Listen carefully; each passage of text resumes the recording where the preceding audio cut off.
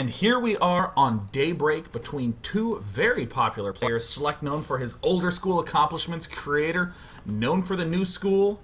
Let's go ahead and introduce where they are spawning on this here map. In the top right corner, showing a dominating performance start to finish in game number 1, it's going to be CreatorPrime.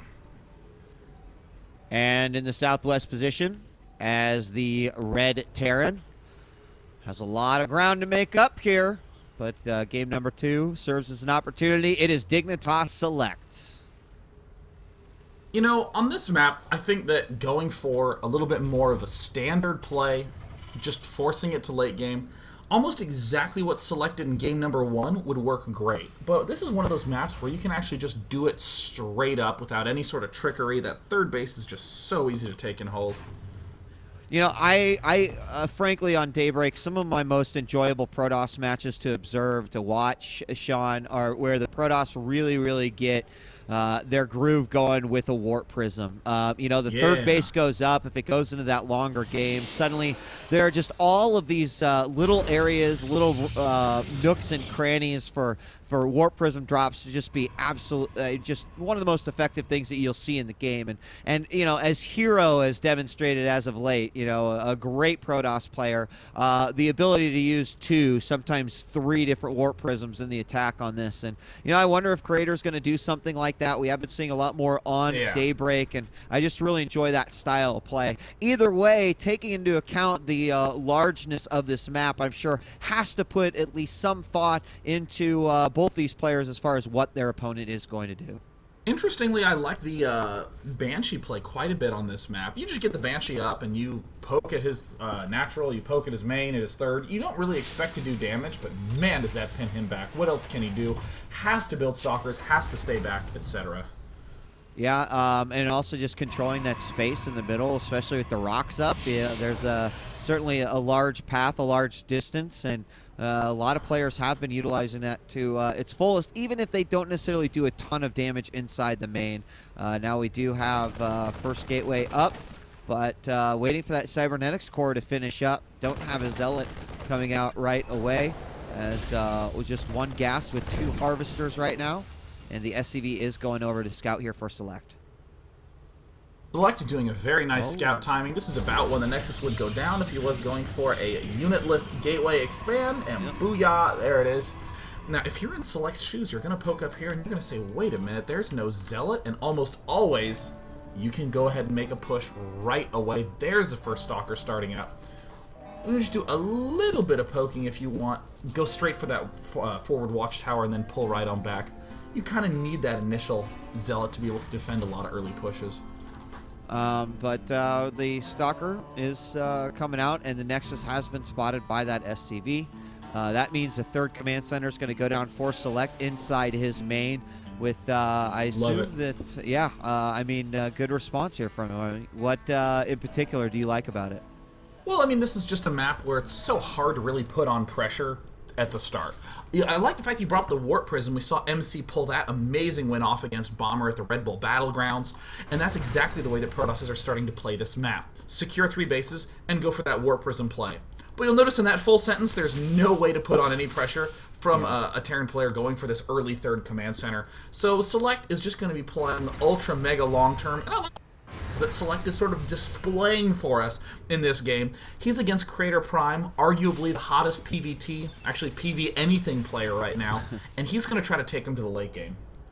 Well, that SCV is going to steal away, and the late game, you know, it can go both ways, obviously, but in this large map scenario, I do feel like, and I can't even begin to quote any stats, but, I mean, do you feel like the Protoss has any sort of inherent advantage in a late game, especially considering some of the complaints that Terran have had? Well, Marcus, this is the sort of answer that gets upvoted on Reddit.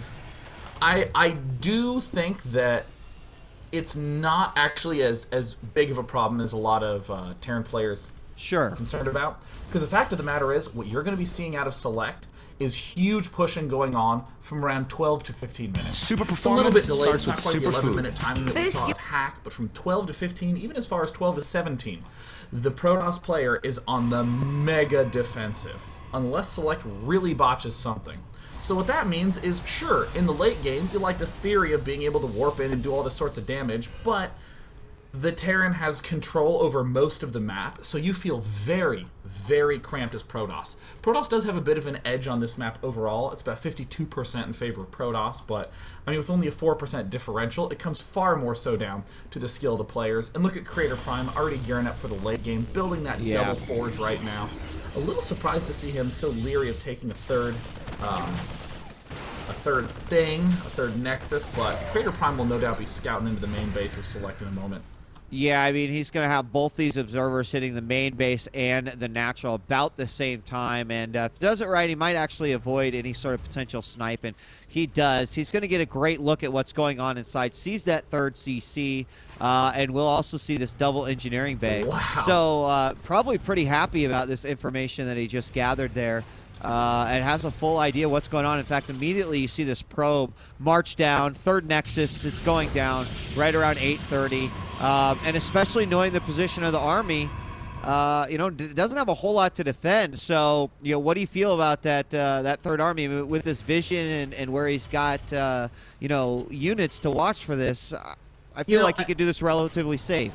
It reminds me of one of those gentlemanly standoffs where they put their backs against each other and then they walk 10 paces and some guy says, "Turn around, fire!" It sounds goofy, but it can be pretty impressive to see how fast somebody can turn around and fire. This is what we're watching, a gentleman's game of StarCraft 2. Both players just getting the macro up as much as they want. The big concern I have for Select is that he has barracks 4 and 5 nowhere in sight. Those really need to be started before 10 minutes. If not, he's going to be in a lot of trouble in that macro front. But Creator doing exactly what he should do. 1-1 upgrade, blink, immortal. He's actually cutting the additional gateway production and instead favoring upgrades. Exactly what he should do given the low barracks count of Select. And there, Select picking off that observer.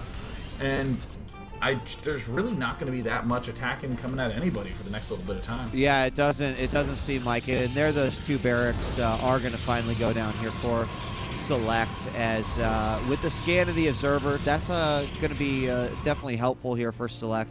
Just kind of keep him in the dark. But do we have an additional? We don't. We have just Colossus production underway right now. There's the additional gateways finally coming out for CreatorPrime. And now that 1-1's done, 2-2 gets started.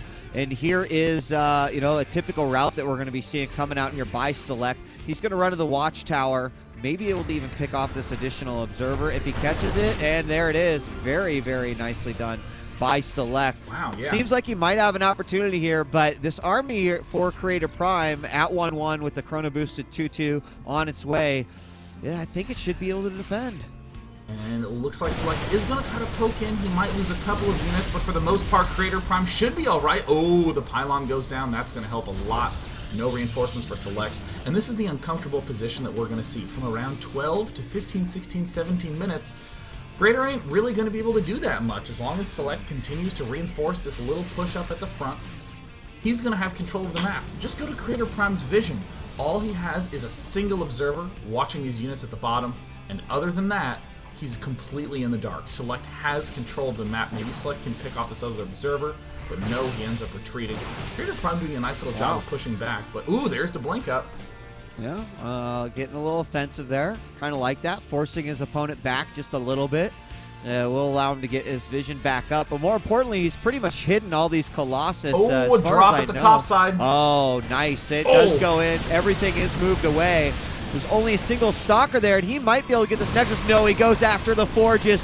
Forge number 1 about ready to go down. Only a couple of stalkers here. It will go down. That had the +2 attack. Will the +2 armor go down as well? I think yes. Oh, this is a very, very nice win for Select. This is the control that he's used to having, but Select is in a little bit of trouble as there is a small push going down at the south side. The single Colossus is going to be enough to defray some of that aggression for a brief period of time. And there's Creator suddenly sitting on a hefty bank as he just had all his money returned back to him as he lost Zealot Charge, +2 attack, +2 armor. And suddenly Select is going to be the one who's going to have the upgrade lead. Another little drop here. Select needs to pull out. He can't afford to lose these medevacs. He got very, very lucky with that one top drop. But now that his opponent has Blink, he can't really risk it. I mean, seeing Creator just, I wouldn't say break down, but certainly having a little bit of trouble dealing with what is out on the field right now. His Colossus getting mis-microed there temporarily, but more importantly, he kept that third. It's up and running. We look at Select's third, and, you know, it's really just starting to take shape. But more importantly, Select does have a very large force that's heading over here. As we see the scan go down here at the third, another warp is going to happen, but this is a kind of scary little force here. Not that many force fields. Is he going to commit? Looks like he just pokes in a little bit. The 3 Colossus helping out so much here. He tries to run up and pick off one of the Colossus.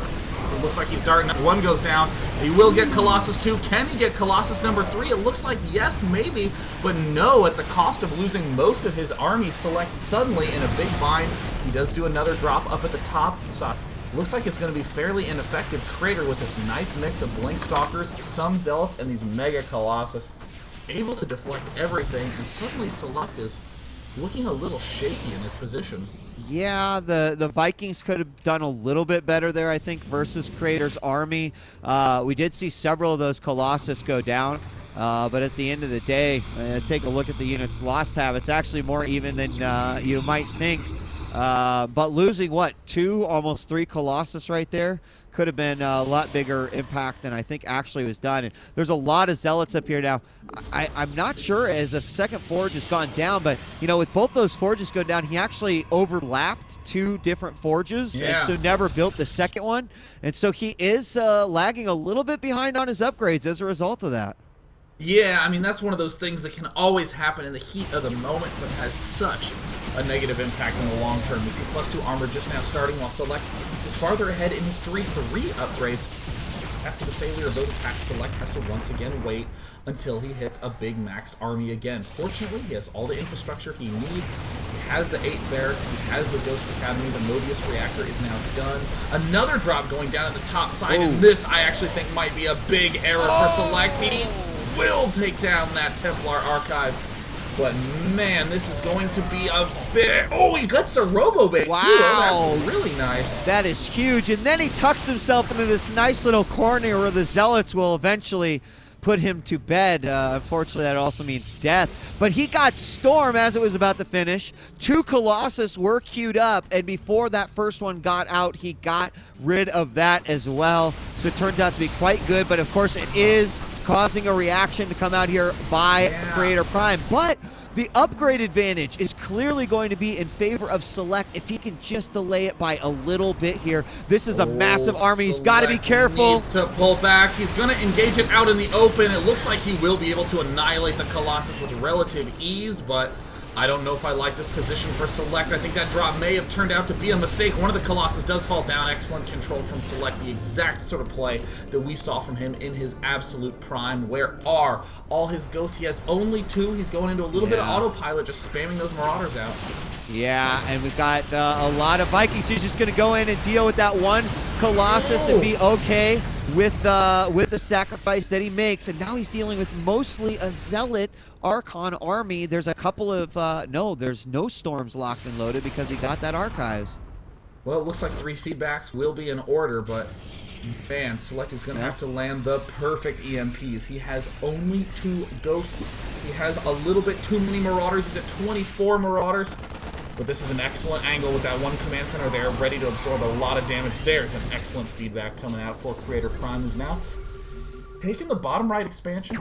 Just now restarting Storm, has a decent number of gateways, but is getting up to that critical 15.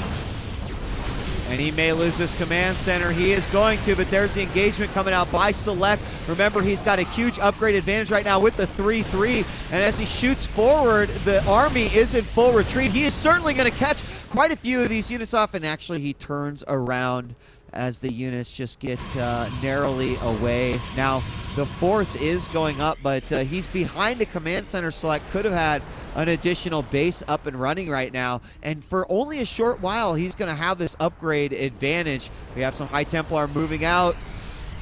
They do have Storm. It looks like Select darts forward. He gets one and then pulls back very nicely. He's going to get a slew of free Zealots. The Templar now darting forward. He's going to have to be very careful. A total whiff. Select excellently manages to push through, pick off the Templar, taking some damage, but it looks like he's hungry to engage. He is very hungry to engage. Can't really stim with this army. He's really needing a heal, and so he will bring it back just a little bit as we see more and more Zealots come in. And just look at that Zealot count. It's it's ridiculous. And is he ready for this? He actually has a really good concave, so good EMPs do go off. The Zealots, for the most part, starting to get eaten alive, but there are just so many, Sean. And as he begins to micro this back, the Stalker's going to be able to clean up quite a bit. Medevacs are following, and is this the fight that Select won? It does not look like it at all. Oh my god, 10 more gateways building in the main. 12 Zealots instantly warping to hit that left expansion side, and now Select does have the EMPs that he needs to deflect these Archons, but it's his third base that's under trouble now. And Marcus, look in the main base. Look at how many gateways are now warping into action. CreatorPrime had just stockpiled a huge bank. Oh my god, 15 Zealots warping in the center of the map, and Select is in a lot of trouble. Oh my, I mean, they are just swarming over and everything right now. That's base in the middle. Planetary, who cares? Go after it. Some ghosts about ready to fall here in the main. The third is in shambles. It is just completely a tear here by CreatorPrime right now. His additional reinforcement. Oh my god! Oh my god! So 10 many DTs! Oh my god, that is awesome. He is just waltzing right on in. A single EMP will easily kill off all of those, but where's the Archon Morph? He doesn't even try. They all instantly fall, and the third base is going to have to be lifted in all its forms. CreatorPrime with a 10 DT play. Continuing to warp in Dark Templar with that massive 65 damage per swipe. Excuse me, 60 damage per swipe. I mean, just staggering amounts of damage. It's pretty sad, Sean, when you kill 10 Dark Templar, but you're still going to lose the game. You know, it's a victory that you can't really celebrate. This is just absolutely horrible. Select down to 2 bases. They're all mined out. His income is just atrocious right now. And eventually this is going to be a massive death push here by CreatorPrime. CreatorPrime now poking up that center ramp. An incredible arc from Select. EMPs land perfectly, but is the macro too strong for Creator? It looks like the answer is yes. Zealots, Archons, Stalkers, GG!